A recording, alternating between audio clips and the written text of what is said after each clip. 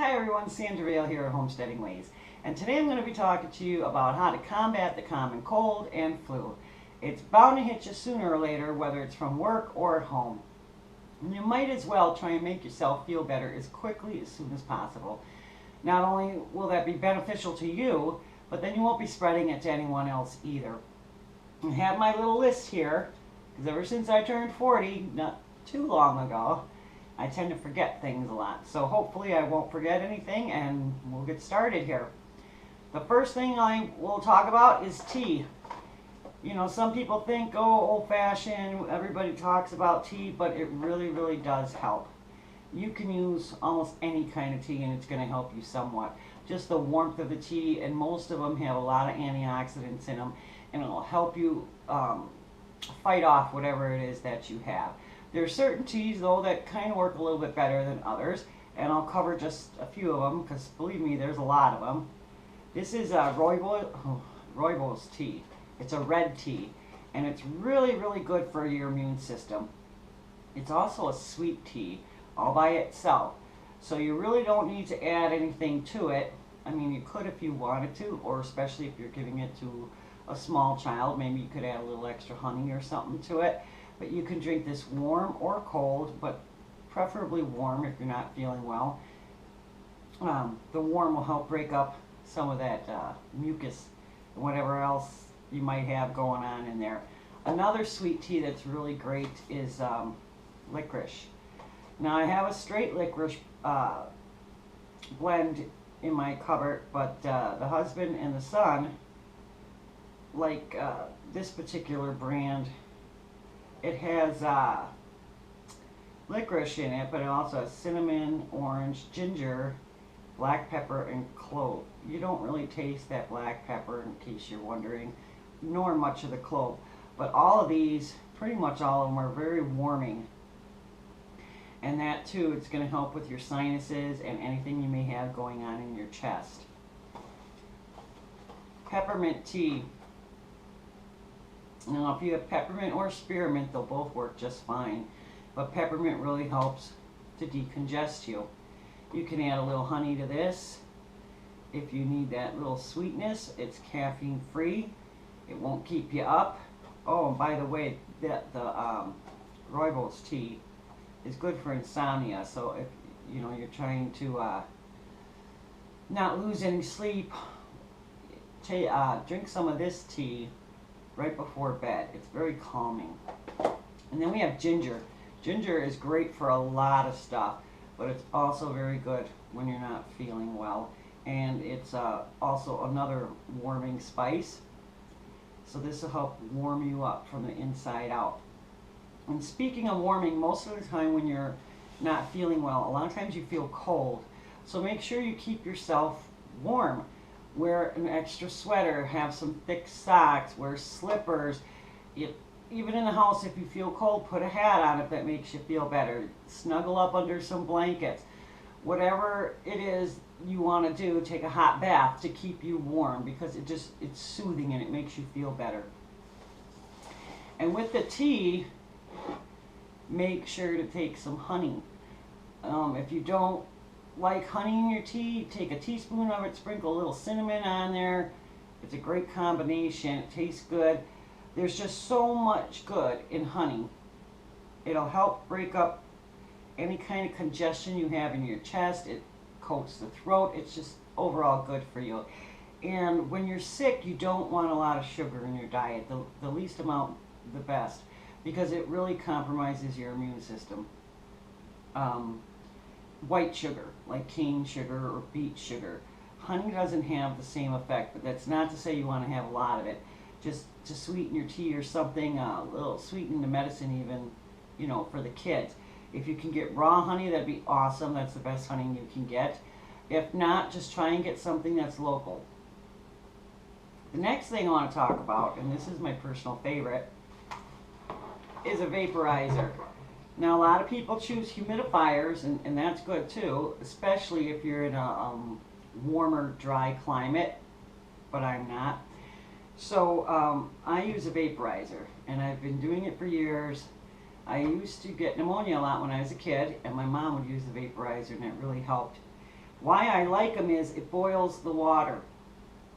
And when it releases the steam, it doesn't release any minerals, and it doesn't create the mold and bacteria that a humidifier can. And humidifiers, you have to be scrupulous with cleaning them. You have to clean them every day to make sure nothing's in there, because if any mold or bacteria does get in there, that humidifier is going to shoot it out into the air, and not a good thing. The vaporizer doesn't. And I know a lot of people are afraid of the boiling water, especially around children. But this whole container does not boil. It boils a small section that comes out in the steam a little at a time. If this were to get knocked over, the water inside this basin here would not be boiling hot. There still would be some though, and you certainly don't want a small child putting their face near the steam. So if you do have a small child, I would recommend putting this up high where they can't get to it. But if you happen to have like a really rambunctious 2 or 3 year old, then maybe you just shouldn't use it, where they aren't going to be supervised. That being said, another reason why I like the vaporizer is you can add, hang on a second here, there we go. In the basin here, when you put your water in, you can also add a variety of essential oils. And it won't hurt the vaporizer at all, but it'll help you a lot. And there are a bunch of oils that I use. You can use combine them, a combination of them, or you can use them on their own. Tea tree, this is going to help you to feel a lot better sooner. It'll be killing off a lot of the bad stuff. Eucalyptus, that's a wonderful decongestant, just clears everything up real well. Rosemary, Rosemary's kind of newer for a lot of people. They don't, but this is a pretty powerful antibacterial, antiviral. You can put a little bit in there. You don't need a lot. Camphor's another good one. Colds and flus. Oregano is like almost like a super herb or something. It has so much good in it, and it'll help you feel better quickly. If you can take oregano oil pills or supplements like that, that'll also help quite a bit. I encourage you to research that in particular.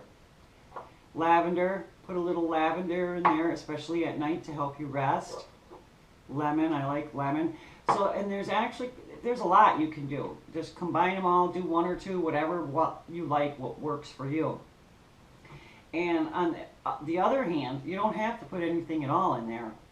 You can just do the straight steam if that's what you enjoy, what helps you out. The other thing with the vaporizer is you're going to have to clean it depending on how hard your water is. That might be once a week, depending on how often you use it, and like I said, the hard water. Or it could be once a day if you're running it nonstop and you have really hard water. What you do is you take this out and you place it inside a larger bowl that has some vinegar and water in there, and you let it sit. And what it is the minerals will collect, and they'll come out of this little hole in the bottom. You just shake it and this and that, and it'll come out. And you'll know if you have really hard water or that it needs to be clean, because the steam will become less and less, and then inside here in the reservoir you'll see little flakes of either black or white. It just depends on what the mineral makeup is of your water, what color the flakes will be. But these are super cheap to buy. You don't need any kind of filters or anything special like that. They have this little reservoir here for Vicks or stuff like that. I don't use that. I prefer not to. All those, the chemicals, petroleum products, whatever. If it works for you, go ahead. I'm not here to judge anyone or whatever. I just prefer all the natural stuff. And along the lines of steam, then I have this over here. This I literally took off my stove probably about 10 minutes ago. And I'll keep a pot like this boiling on not boiling, but simmering on my stove most of the days. And you can do it too. And you can add whatever essential oils you want in here and just simmer them, adding a little more water here and there as it evaporates. And it helps to purify the air, get rid of a lot of stuff. It smells really nice. It'll keep your house smelling nice, and it adds that extra moisture. Now, if you don't have a bunch of essential oils, that's okay. You can use other stuff. Things you probably have in your pantry already. The peppermint extract, oh, that'll clear you up. You know, no congestion going on here. In a smaller pot like this, I would say use about a half a teaspoon. You can always add more if that's not enough for you. Rub sage, I throw a little bit in there. Rosemary leaves. Grab yourself a half a handful of these, toss it in there. Whole cloves. Cloves are warming, very good. A lot of the spices that we associate with winter or Christmas time are warming spices, and I don't think that's a coincidence. I think that's on purpose. They help you to fight off sickness and illness and everything, and they smell great and they taste great, but this is for smell. So I would put like probably 5 or 6 of these in there. They'll last all day long. You can even cinnamon in there, sprinkle a little bit here and there. That smells really good. So that you want to just keep it going all day long if you can on your stove. It'll smell good. The air will be nice. It'll be moist. It's a good thing. And the last thing I wanted to talk about was get a pot a little bit bigger than this. This one can work, but if you have one that's a bit bigger, you get the water boiling in here. And again, if you have essential oils, put a couple drops, not much, of peppermint, eucalyptus, tea tree. Research your oils and your spices and that, and see what works for your particular symptoms. But put them in there, and then grab yourself a towel. And then once it's boiling real good and you have everything in there, bring the pot to your table. Be very careful. See, this is on a trivet so it doesn't burn the table or anything like that. And then you're going to tent it. You're going to put your face above the steam like that, and you're going to put the towel around your head to keep the steam in. Now, I've done this a few times with different oils and stuff to get rid of a headache, and it works great. But if you have sinus stuff going on, this will really help you out. You could put some lavender in there. It'll help relax you. It's really a good thing. You know, you can use steams all throughout the year. You don't have to wait to be sick. Like I said, they work great for headaches and sinus problems. I don't think you'd probably get a little kid to do it, but for you adults, it would work great. The last thing I'd like to talk about would be food. You want to stay nourished when you're not feeling well, but there are some foods that just don't sit well when you're sick, when you have a cold or the flu. Meat's one of them. You want to kind of stay light when you're eating, a lot of fruits, a lot of vegetables, and meat's kind of one of those heavier ones, so try and limit that. Soup is awesome, so long as it's a clear soup, more like a broth. Don't have cream soups. Cream soups tend to clog everything up and heavy it down, so I'd stay away from dairy in general. Dairy will give you a lot more mucus, and you really don't want that. And then sugar, again, stay away from the sugar. Even fruit juice, I would water that down if you want to drink that, but like no soda or those energy drinks or whatever else. And I'm a huge coffee drinker, and that doesn't sit well either when you're sick. So when I do get sick, I really cut that down, and instead of drinking all the coffee, I'll just start drinking tea. So those are my tips for helping you combat the cold and flu. I hope you feel better soon, or whoever you're taking care of. I hope you enjoyed the video. I appreciate you watching. Please comment, subscribe. We'll be doing our new videos, like I said last time, every Monday and Thursday. It's been nice talking to you, and you take care.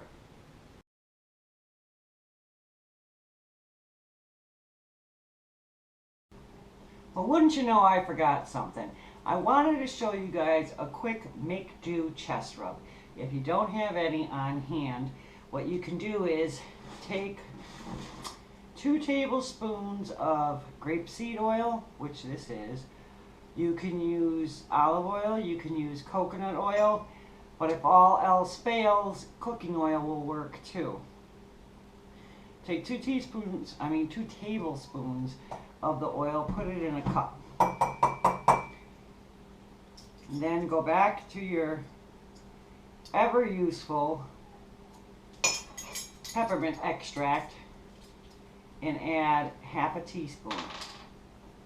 This is actually a quarter I pulled out, so we'll do 2 of them.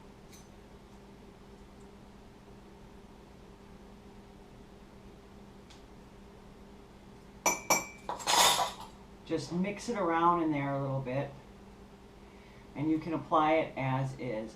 You can put it straight on the chest, the back, maybe even a little under the nose if they're really congested. And what would be nice is if you could warm this up a little bit. Put it in a pot of warm water and let it heat up slowly like that, just so it's warm to the touch. Make sure to try it first on your inner wrist. Just a little helpful hint in case it's the middle of the night and someone's really clogged up and you want to help flush that out. Thanks again for watching.